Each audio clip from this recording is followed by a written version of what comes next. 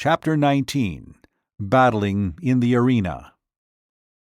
Slowly, I regained my composure and finally essayed again an attempt to remove the keys from the dead body of my former jailer. But as I reached out into the darkness to locate it, I found to my horror that it was gone. Then the truth flashed on me. The owners of those gleaming eyes had dragged my prize away from me to be devoured in their neighboring lair, as they had been waiting for days, for weeks, for months, through all this awful eternity of my imprisonment to drag my dead carcass to their feast. For 2 days no food was brought me, but then a new messenger appeared, and my incarceration went on as before, but not again did I allow my reason to be submerged by the horror of my position. Shortly after this episode, another prisoner was brought in and chained near me.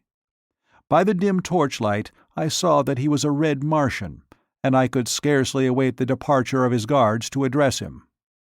As their retreating footsteps died away in the distance, I called out softly the Martian word of greeting, Kaor. "Who are you who speaks out of the darkness?" he answered. "John Carter, a friend of the Red Men of Helium." "I am of Helium," he said, "but I do not recall your name." And then I told him my story as I have written it here, omitting only any reference to my love for Dejah Thoris. He was much excited by the news of Helium's princess, and seemed quite positive that she and Sola could easily have reached a point of safety from where they left me. He said that he knew the place well because the defile through which the Warhoon warriors had passed when they discovered us was the only one ever used by them when marching to the south. Dejah Thoris and Sola entered the hills not 5 miles from a great waterway, and are now probably quite safe, he assured me. My fellow prisoner was Kantos Kan, a Padwar, lieutenant, in the navy of Helium. He had been a member of the ill-fated expedition which had fallen into the hands of the Tharks at the time of Dejah Thoris' capture, and he briefly related the events which followed the defeat of the battleships. Badly injured and only partially manned, they had limped slowly toward Helium, but while passing near the city of Zodanga, the capital of Helium's hereditary enemies among the Red Men of Barsoom, they had been attacked by a great body of war vessels, and all but the craft to which Kantos Kan belonged were either destroyed or captured.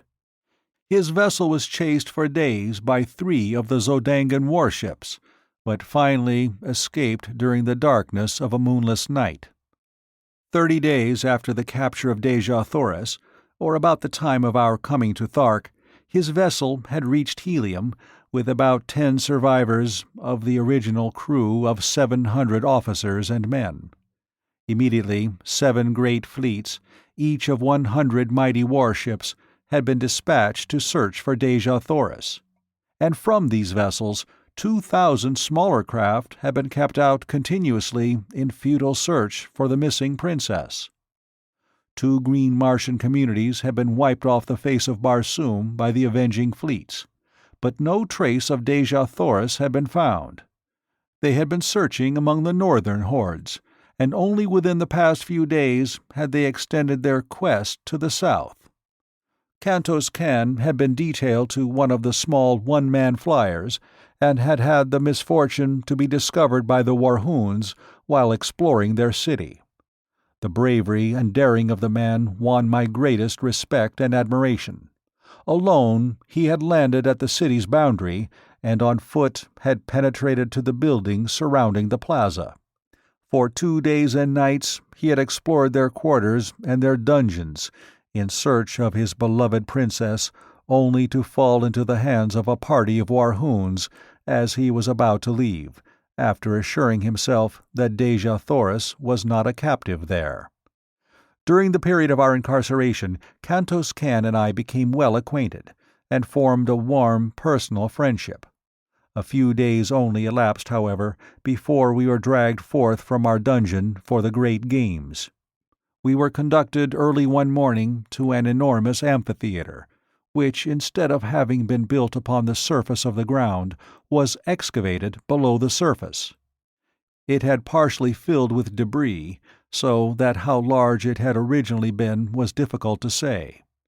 In its present condition, it held the entire 20,000 Warhoons of the assembled hordes.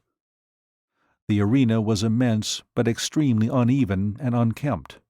Around it, the Warhoons had piled building stone from some of the ruined edifices of the ancient city to prevent the animals and the captives from escaping into the audience, and at each end had been constructed cages to hold them until their turns came to meet some horrible death upon the arena. Kantos Kan and I were confined together in one of the cages. In the others were wild Kalots, Thoats, mad Zitidars, green warriors, and women of other hordes, and many strange and ferocious wild beasts of Barsoom, which I had never before seen. The din of their roaring, growling, and squealing was deafening, and the formidable appearance of any one of them was enough to make the stoutest heart feel grave forebodings. Kantos Kan explained to me that at the end of the day one of these prisoners would gain freedom and the others would lie dead about the arena. The winners in the various contests of the day would be pitted against each other until only two remained alive, the victor in the last encounter being set free, whether animal or man.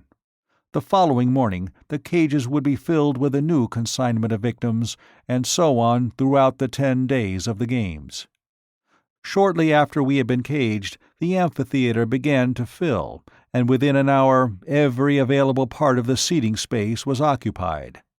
Dak Kova, with his Jeds and chieftains, sat at the center of one side of the arena upon a large raised platform. At a signal from Dak Kova, the doors of 2 cages were thrown open, and a dozen green Martian females were driven to the center of the arena. Each was given a dagger, and then, at the far end, a pack of 12 Kalots, or wild dogs, were loosed upon them.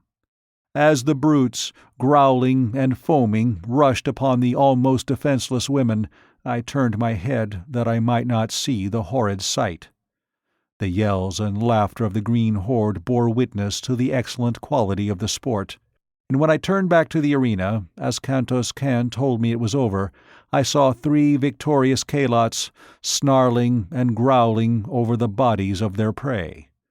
The women had given a good account of themselves. Next, a mad Zitidar was loosed among the remaining dogs, and so it went throughout the long, hot, horrible day. During the day, I was pitted against first men and then beasts, but as I was armed with a longsword, and always outclassed my adversary in agility and generally in strength as well, it proved but child's play to me. Time and time again I won the applause of the bloodthirsty multitude, and toward the end there were cries that I be taken from the arena and be made a member of the hordes of Warhoon. Finally, there were but 3 of us left, a great green warrior of some far northern horde, Kantos Kan, and myself. The other 2 were to battle, and then I to fight the conqueror for the liberty which was accorded the final winner. Kantos Kan had fought several times during the day, and like myself had always proven victorious, but occasionally by the smallest of margins, especially when pitted against the green warriors. I had little hope that he could best his giant adversary, who had mowed down all before him during the day. The fellow towered nearly 16 feet in height, while Kantos Kan was some inches under 6 feet. As they advanced to meet one another, I saw for the first time a trick of Martian swordsmanship which centered Kantos Kan's every hope of victory and life on one cast of the dice. For as he came to within about 20 feet of the huge fellow, he threw his sword arm far behind him over his shoulder, and with a mighty sweep hurled his weapon point foremost at the green warrior. It flew true as an arrow, and piercing the poor devil's heart, laid him dead upon the arena. Kantos Kan and I were now pitted against each other. But as we approached to the encounter, I whispered to him to prolong the battle until nearly dark, in the hope that we might find some means of escape. The horde evidently guessed that we had no hearts to fight each other, and so they howled in rage as neither of us placed a fatal thrust. Just as I saw the sudden coming of dark, I whispered to Kantos Kan to thrust his sword between my left arm and my body. As he did so, I staggered back, clasping the sword tightly with my arm, and thus fell to the ground with his weapon apparently protruding from my chest. Kantos Kan perceived my coup, and stepping quickly to my side, he placed his foot upon my neck, and withdrawing his sword from my body, gave me the final death blow through the neck, which is supposed to sever the jugular vein. But in this instance, the cold blade slipped harmlessly into the sand of the arena. In the darkness which had now fallen, none could tell but that he had really finished me. I whispered to him to go and claim his freedom, and then look for me in the hills east of the city, and so he left me. When the amphitheater had cleared, I crept stealthily to the top, and as the great excavation lay far from the plaza, and in an untenanted portion of the great dead city, I had little trouble in reaching the hills beyond. Chapter 20. In the Atmosphere Factory. For 2 days I waited there for Kantos Kan, but as he did not come, I started off on foot in a northwesterly direction, toward a point where he had told me lay the nearest waterway. My only food consisted of vegetable milk from the plants which gave so bounteously of this priceless fluid. Through 2 long weeks I wandered, stumbling through the nights guided only by the stars, and hiding during the days, behind some protruding rock or among the occasional hills I traversed. Several times I was attacked by wild beasts, strange, uncouth monstrosities that leaped upon me in the dark, so that I had ever to grasp my long sword in my hand that I might be ready for them. Usually my strange, newly acquired telepathic power warned me in ample time, but once I was down with vicious fangs at my jugular and a hairy face pressed close to mine before I knew that I was even threatened. What manner of thing was upon me I did not know, but that it was large and heavy and many-legged I could feel. My hands were at its throat before the fangs had a chance to bury themselves in my neck, and slowly I forced the hairy face from me and closed my fingers, vice-like, upon its windpipe. Without a sound we lay there, the beast exerting every effort to reach me with those awful fangs, and I straining to maintain my grip and choke the life from it as I kept it from my throat. Slowly my arms gave to the unequal struggle, and inch by inch the burning eyes and gleaming tusks of my antagonist crept toward me, until, as the hairy face touched mine again, I realized that all was over. And then a living mass of destruction sprang from the surrounding darkness full upon the creature that held me pinioned to the ground. The two rolled growling upon the moss, tearing and rending one another in a frightful manner. But it was soon over, and my preserver stood with lowered head above the throat of the dead thing which would have killed me. The nearer moon, hurtling suddenly above the horizon and lighting up the Barsoomian scene, showed me that my preserver was Woola, but from whence he had come or how found me I was at a loss to know. That I was glad of his companionship it is needless to say, but my pleasure at seeing him was tempered by anxiety as to the reason of his leaving Dejah Thoris. Only her death, I felt sure, could account for his absence from her, so faithful I knew him to be to my commands. By the light of the now brilliant moons I saw that he was but a shadow of his former self, and as he turned from my caress and commenced greedily to devour the dead carcass at my feet, I realized that the poor fellow was more than half starved. I myself was in but little better plight, but I could not bring myself to eat the uncooked flesh, and I had no means of making a fire. When Woola had finished his meal, I again took up my weary and seemingly endless wandering in quest of the elusive waterway. At daybreak of the 15th day of my search, I was overjoyed to see the high trees that denoted the object of my search. At about noon, I dragged myself wearily to the portals of a huge building, which covered perhaps 4 square miles and towered 200 feet in the air. It showed no aperture in the mighty walls other than the tiny door at which I sank exhausted, nor was there any sign of life about it. I could find no bell or other method of making my presence known to the inmates of the place, unless a small round hole in the wall near the door was for that purpose.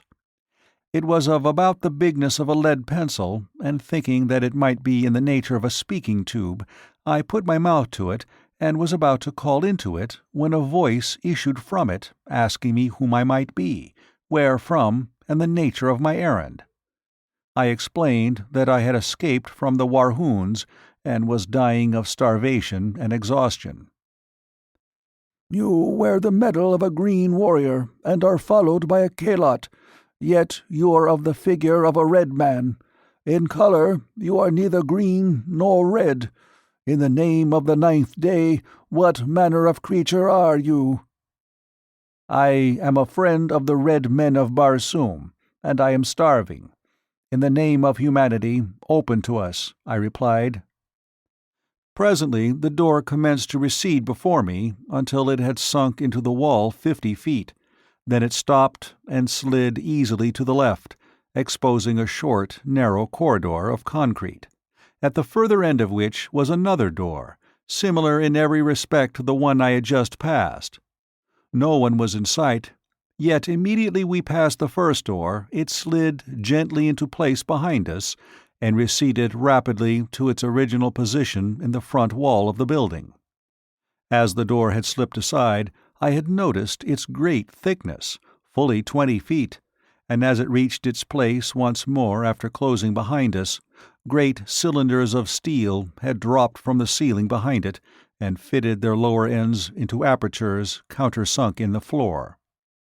A second and third door receded before me and slipped to one side as the first, before I reached a large inner chamber where I found food and drink set out upon a great stone table.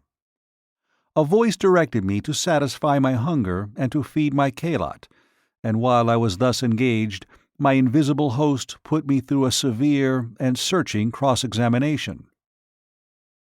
"Your statements are most remarkable," said the voice on concluding its questioning. "But you are evidently speaking the truth, and it is equally evident that you are not of Barsoom. I can tell that by the conformation of your brain, and the strange location of your internal organs, and the shape and size of your heart."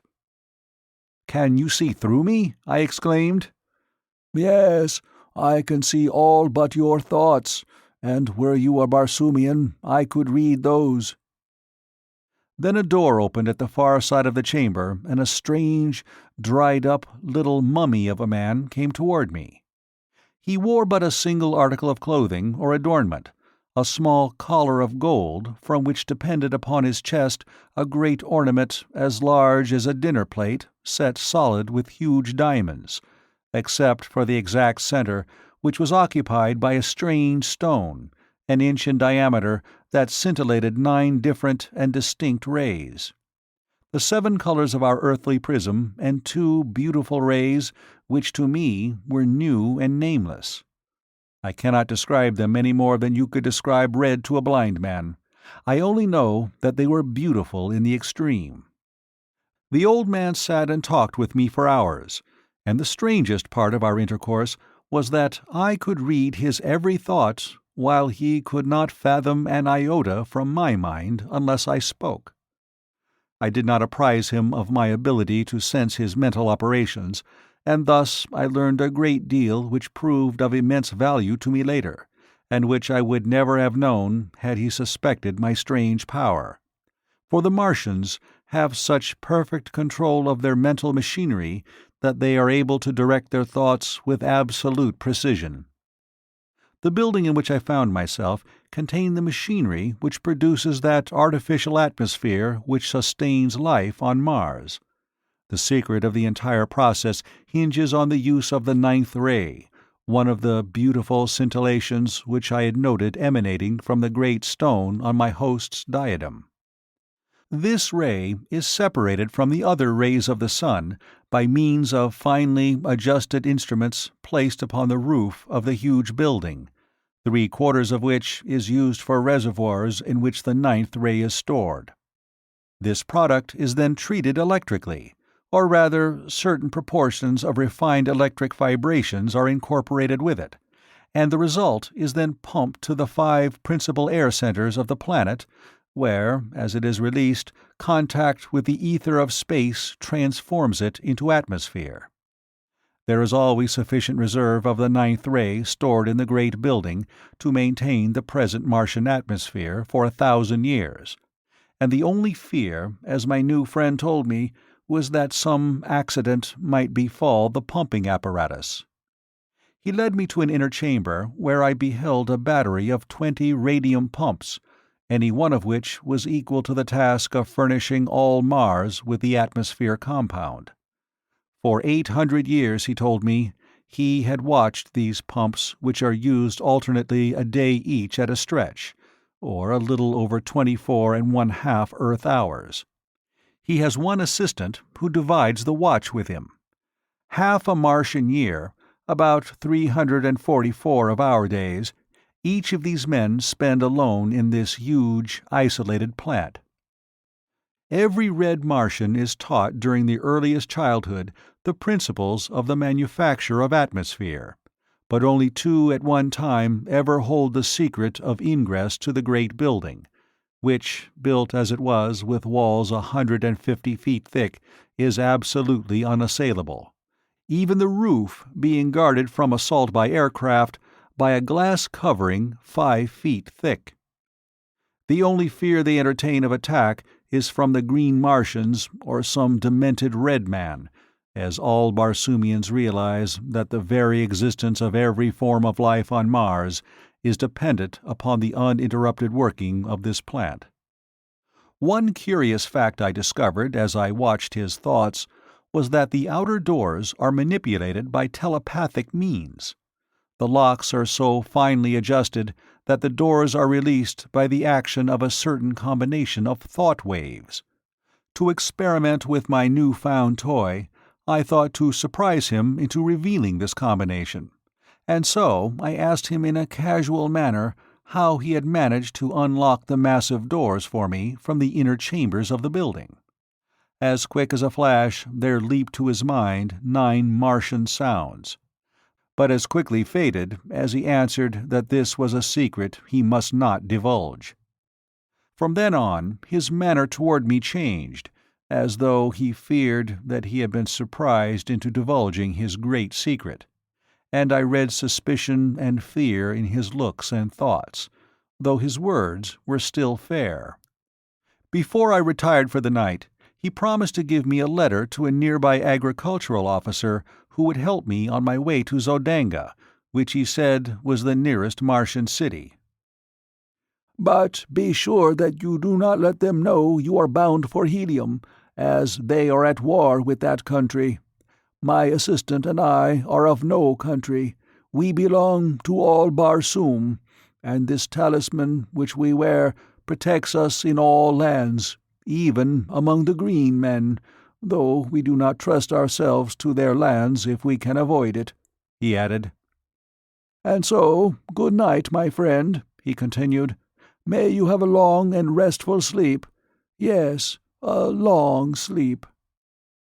And though he smiled pleasantly, I saw in his thoughts the wish that he had never admitted me, and then a picture of him standing over me in the night, and the swift thrust of a long dagger, and the half-formed words, "I am sorry, but it is for the best good of Barsoom." As he closed the door of my chamber behind him, his thoughts were cut off from me, as was the sight of him, which seemed strange to me in my little knowledge of thought transference. What was I to do? How could I escape through these mighty walls? Easily could I kill him now that I was warned, but once he was dead I could no more escape, and with the stopping of the machinery of the great plant I should die with all the other inhabitants of the planet, all, even Dejah Thoris, were she not already dead. For the others I did not give the snap of my finger, but the thought of Dejah Thoris drove from my mind all desire to kill my mistaken host. Cautiously I opened the door of my apartment, and, followed by Woola, sought the inner of the great doors. A wild scheme had come to me. I would attempt to force the great locks by the 9 thought waves I had read in my host's mind. Creeping stealthily through corridor after corridor and down winding runways which turned hither and thither, I finally reached the great hall in which I had broken my long fast that morning.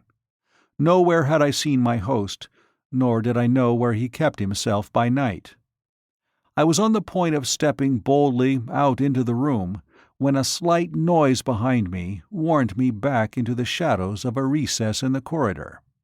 Dragging Woola after me, I crouched low in the darkness.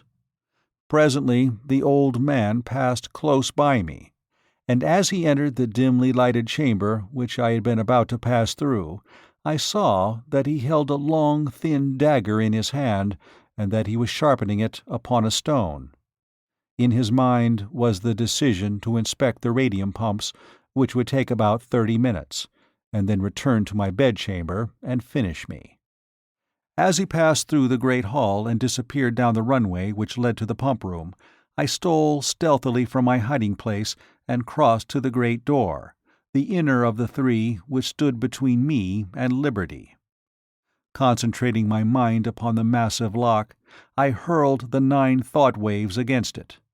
In breathless expectancy I waited, when finally the great door moved softly toward me and slid quietly to one side.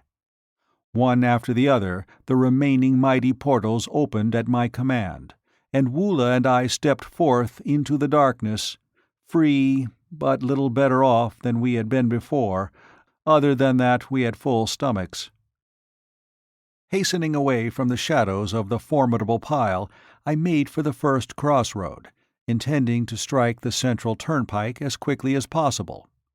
This I reached about morning, and, entering the first enclosure I came to, I searched for some evidences of a habitation. There were low rambling buildings of concrete, barred with heavy, impassable doors, and no amount of hammering and hallooing brought any response. Weary and exhausted from sleeplessness, I threw myself upon the ground, commanding Woola to stand guard. Some time later I was awakened by his frightful growlings, and opened my eyes to see 3 red Martians standing a short distance from us and covering me with their rifles. "I am unarmed and no enemy," I hastened to explain.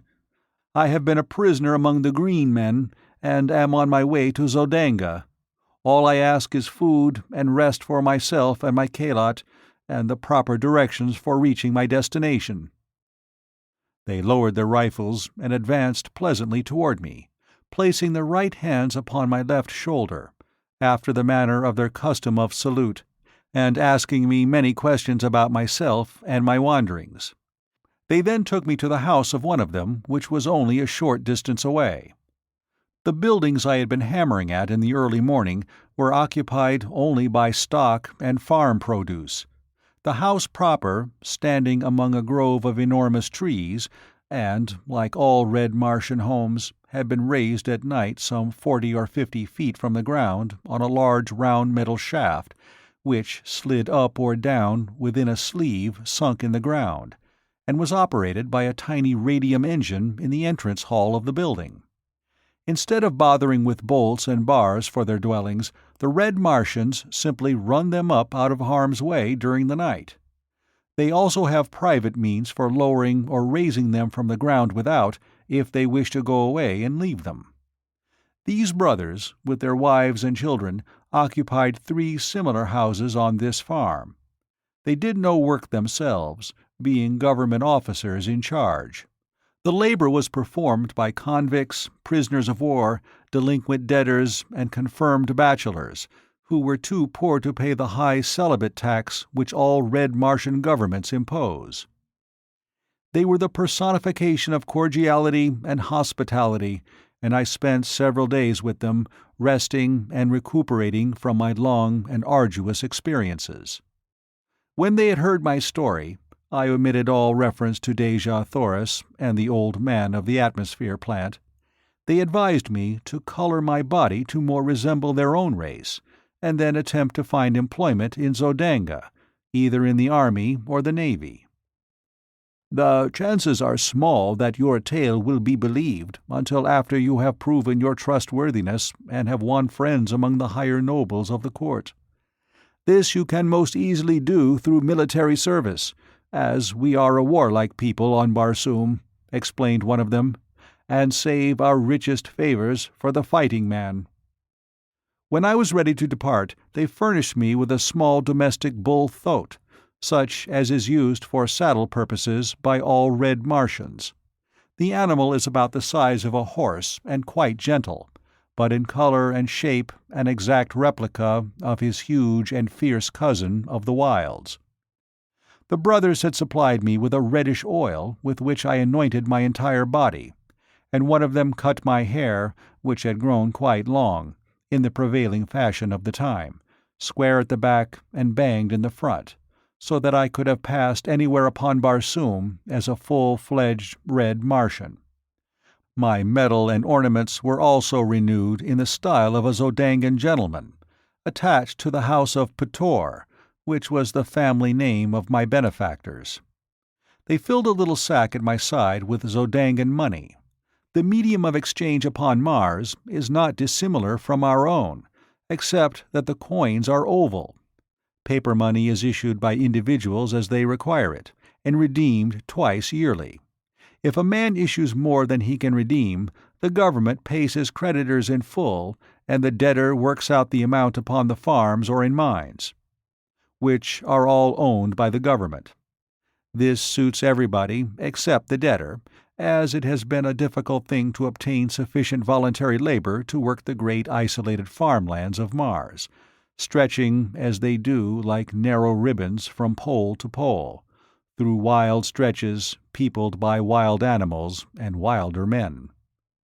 When I mentioned my inability to repay them for their kindness to me, they assured me that I would have ample opportunity if I lived long upon Barsoom, and bidding me farewell, they watched me until I was out of sight upon the broad white turnpike. End of Chapter 20.